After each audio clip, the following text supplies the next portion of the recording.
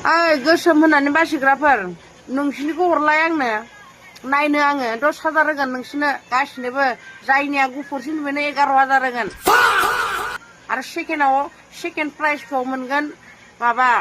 जाय नर्मेल गुफुर आरो हाइस गुफुरा मोनगोन 11,000 बाखिया डाउनाव आरोना नायथारनां सोरनिया हाइस गुफुर नायथारनां हरलाय नोंसिनि सोरबा गार्लफ्रेन्ड दंब्ला दा नोंनि माला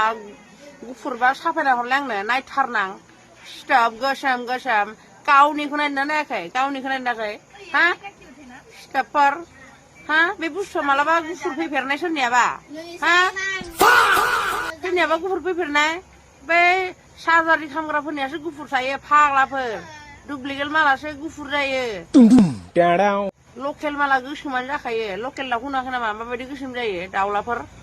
स्टाफफोर बेलेग माल सोलायनानै जाग्राफोर मालायखौ बुंनो फैदों बेयाव नोंसोरो खोब गोथार एखे बिलोनि नासो नोंसोरबो खम नङा